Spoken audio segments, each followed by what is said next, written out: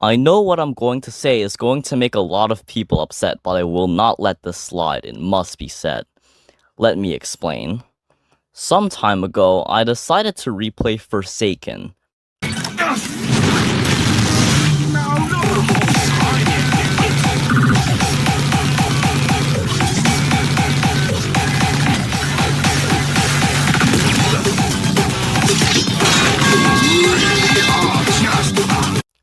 When I noticed that we were actually being chased by this polite fellow, who I'm pretty sure I've seen before, so with nothing else to do, I decided to binge the entirety of Minecraft Story Mode, yes, both seasons, in a week, to see if it was really as good as I remember.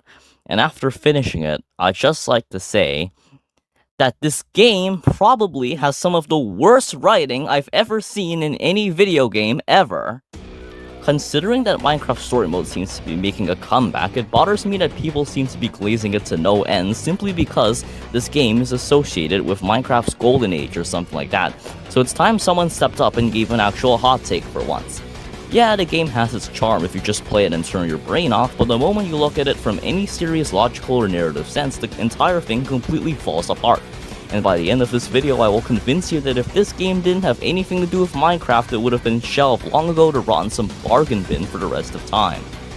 Which is especially sad because this is somehow Telltale's most known work if you don't count The Walking Dead, and that was somehow a masterpiece compared to this corporate cash grab leeching off the most popular game in the world to stall the death of a failing studio.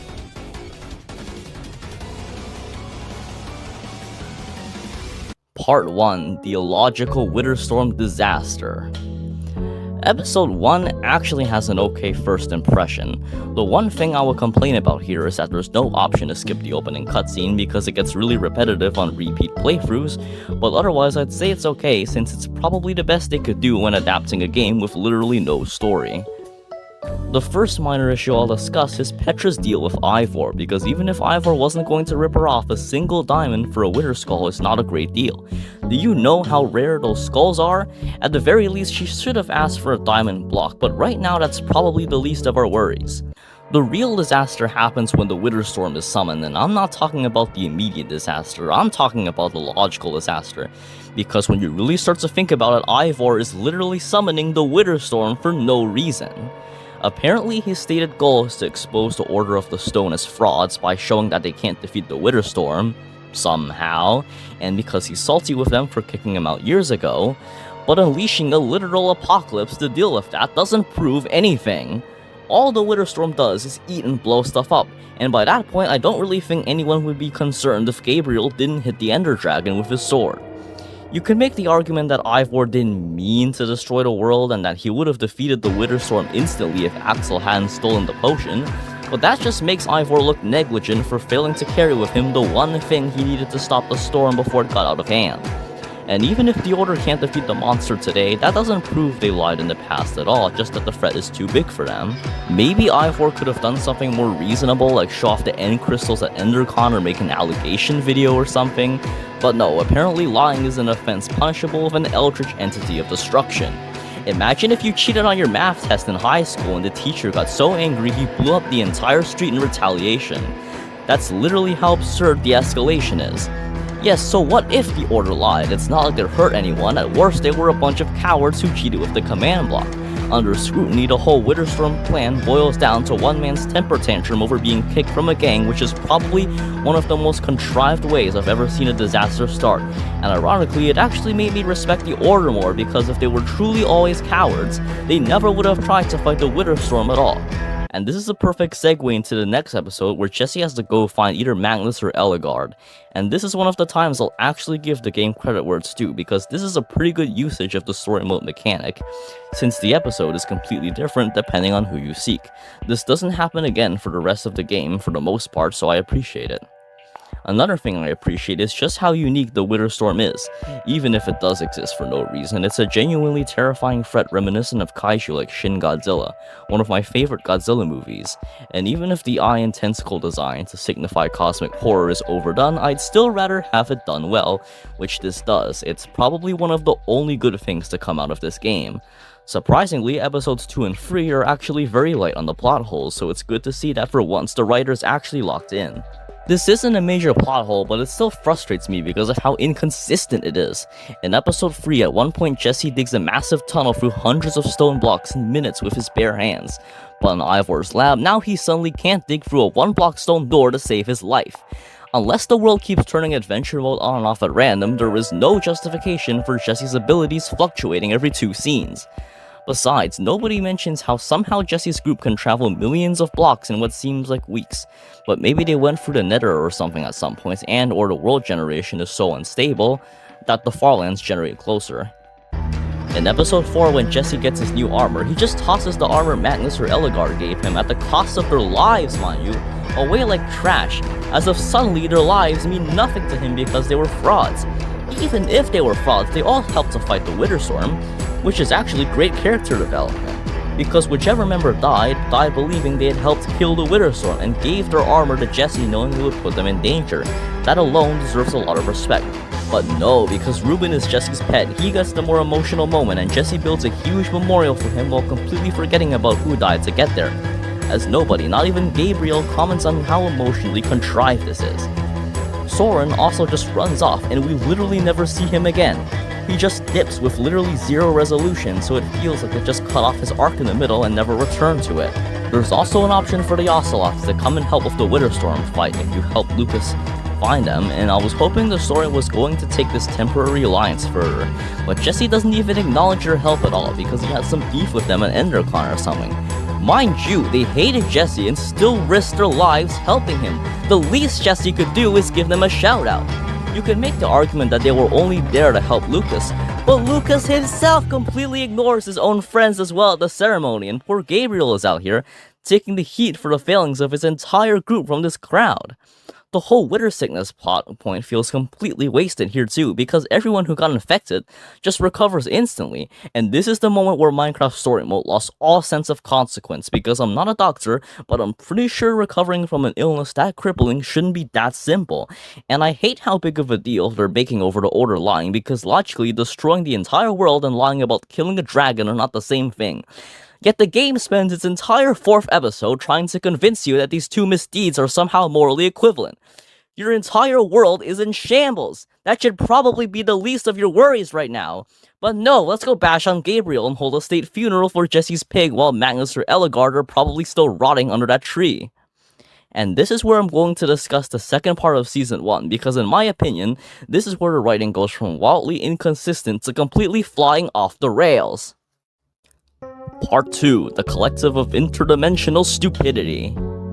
The latter half of Season 1 is still technically one story arc, but each episode feels so distinct from the others that they feel like 4 distinct arcs, so that's how I'll be talking about them.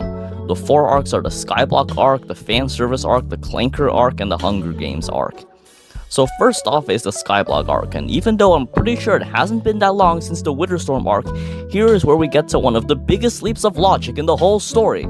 Ivor literally is still walking free and faces absolutely 0 consequences for his massive screw-up that sent Jesse and his group on a crazy wild goose chase just to defeat it. But no, just because he helped defeat it at the end by giving him the command block weapon, Jesse then clears him of all responsibility. What the hell? And it just gets worse because it's not just Jesse excusing him, as all the townspeople seem to have the memory of a goldfish and have completely forgotten that Ivor is at fault for all this. Yes, they're angry at him, but only because he's built a house that's literally leaking lava everywhere, which just goes to show that he hasn't learned anything at all and has no regard for public safety. But because the writers demanded there should be an eccentric uncle character in the story, they repurposed him with no further polishing, which infuriates me because I actually liked his character in the later episodes, but he barely got half of a redemption arc to get here. And I also can't get over the fact that the first thing Jesse does is staple his dead friend's flesh to the wall. And this is the main writing problem with Minecraft Story Mode in my opinion, which isn't even really a plot hole, but more of a constant emotional inconsistency where consequences and reactions seem to change every few scenes depending on what's happening right now. And that isn't even the worst part, because right after he sends Axel and Olivia away to deal with Ivor's house, Jesse just immediately ditches his 2 childhood friends with no warning in favor of a one-note former rival and a war criminal, because he just couldn't wait for them to go into the portal. This happens regardless of what you choose, and it makes Jesse look like an uncaring, disloyal man who'll ditch you if you're so much as slowing him down slightly. I can understand the developers not wanting to crowd their scenes with too many people, but this send-off was handled so poorly that it looks like the writers just shelved Axel and Olivia for no reason. Maybe there could have been a better reason for them to stay behind, or at least a proper goodbye, but no, let's completely put them on hold until the 8th episode. And even worse, they barely get mentioned at all in this entire second half of the game, as if the writers and Jesse completely forgot about them. So anyway, once they get to the Sky City, they find out there's a law where you can't build anything, which is literally 1984, and find that Aiden and his gang have somehow won Sky City to their side, which just raises even more questions about how they somehow got to Sky City without building, but whatever. Speaking of Aiden, he suddenly goes from helping Jesse in the Witterstorm to trying to kill him one episode later, and just completely ditches Lucas just for being friendly with Jesse. They completely butchered what could have been a complex character, torn between his hate for Jesse and his friendship for Lucas, and turned him into a cartoon villain. Lucas himself also doesn't seem to care that much either, so it got the double combo of ruining two characters for the price of one. Again with the illogical disasters! If Aiden's plan was to just steal the Eversource for himself, then I don't understand how destroying Sky City with a bunch of mobs helps with that at all. And if his goal was to rule over Sky City, then by the time he's finished with his rampage, there will literally be nothing left to rule. They really crushed Aiden under the hydraulic press into such a cartoon villain that I was literally cheering when I was younger when Jesse threw him off the edge. Now I just feel sorry for him. Imagine risking your life to save the world while helping your worst enemy because your friend's there, and then Jesse proves you right by completely ignoring your contributions and hogging all the glory for himself. Oh, and your friend forgets about you and dishes you completely for him. That doesn't justify what Aiden did, but it just goes to show how narcissistic and uncaring of a man Jesse is. He dishes his two childhood friends, tosses people off islands, and forces the entire overworld to mourn his pig while ignoring everyone who died to save him. And of course they had to leave Lucas behind from the battle because that would create an actually compelling emotional tension where Aiden has to struggle between fighting his enemy or listening to his friend, but no, we can't have that, the little kids won't understand it. Right now, Jesse feels completely... So wouldn't a better idea be for Aiden to actually overpower him, showing that he's an actually competent character and that Jesse shouldn't underestimate him, but then Lucas shows up and complicates things somehow and creates the opening for Jesse to defeat him. And I hate the argument that Minecraft story mode is for kids so the cheap-out storytelling can be excused, because kids absolutely deserve better storytelling than this drivel. To make it worse, Lucas at the end literally proposes just to torture his former friends more, which just goes to show how badly they've mutilated Lucas into Jesse's submissive pet. Now onto the whole Among Us YouTube arc, and this is where I feel that Telltale completely dropped the ball on the whole whodunit mystery, because logically speaking, Cassie Rose was really the only viable candidate for the White Pumpkin from the very beginning. And surprisingly, that's not because the mystery itself was poorly designed or because I got lucky and guessed it early, it actually has everything to do with the characters themselves. In case you haven't noticed, most of these characters aren't just Minecraft skins, they're representations of very real and very famous people. People who run what are basically businesses that could probably do without their mascots being portrayed as serial killers. Imagine if 7-year-old Timmy plays this episode and sees that Stampy Cat is actually the White Pumpkin, he'd probably unsubscribe from him, meaning the mystery was already weakened by real-world branding constraints before it began, which infuriates me because it feels like they just tossed away a genuinely compelling mystery for the sake of fan service, which is why this episode is remembered as a YouTube crossover riding high on the initial success of the game to capture a larger audience rather than to tell an actual story. Of course, I understand this isn't exactly an industry rule set in stone, and if they invited YouTubers with more mature audiences, they probably could have done a lot more with them. But for the most part, kids watch these YouTubers, so my point still stands. Honestly, this is more of a neat observation I made rather than a dunk, because I'm pretty sure that aside from me, no player is going to be petty enough to think about brand deals in game development while playing their casual Minecraft game. So honestly, I don't really think this ruins the mystery all that much for a general audience, which is fine. It doesn't make the episode as a whole worse, but from a pure mystery standpoint, it just slightly weakens it for me. And what happens at the end of the episode just makes Jesse look worse, because after defeating Cassie, who only killed like 3 people as a last resort to escape the dimension she was in out of desperation, Jesse just leaves her to die in the pit of endermites. At least in episode 5 you had an option to spare Aiden, but here you either leave her alone or give her back her cat, which is basically the same thing. So you just leave her trapped there until she grows desperate enough to throw herself into the pit of endermites. which completely destroys any remaining moral high ground Jesse thinks he has, and he's still keeping Ivor with him as if he has any right to judge a killer. By this point, Jesse is probably one of the most emotionally unstable gaming protagonists I've ever seen, because he literally cannot make up his damn mind on anything and switches his morality and loyalties literally every episode. And the worst part is that this isn't even a purely Jesse problem, because the entire cast seems to be just as inconsistent as well. Ivor has no redemption arc, yet everyone forgives him, Lucas completely ditches his old friends, and all sorts of other inconsistencies like this keep on happening throughout the entire game. It's as if emotionally and logically the game tends to switch between game logic and story logic so abruptly that it feels contrived. A good example of this is Axel, because his character has some of the most backwards priorities I've ever seen. Axel admires the griefers and Magnus and wants to be a griefer, and this is where the game logic applies, because for us, griefers are just annoying but sometimes cool players who blow stuff up in-game. The problem is that this is played completely straight, and when we see what the griefers are actually doing, we switch back to story logic. And it turns out the griefers are just running a dysfunctional ruin of a town while blowing each other up and propagating total anarchy. And Axel somehow still thinks this is cool. That's like your best friend telling you he wants to join the cartel someday. I'm getting distracted, so let's move on to the Clanker art. Surprisingly, there isn't much to complain about here. The only minor thing I noticed is that Jesse literally can harvest cobblestone with his bare hands in Sky City, but all of a sudden now he needs a pickaxe. You could say it's because he's a zombie now, but this still doesn't account for the whole tunnel thing he pulled in episode 3. At the end of episode 7, the townspeople actually hold Harper responsible for creating Palma, and banish her from the town if you don't defend her. So finally, the NPCs show some emotional consistency for once.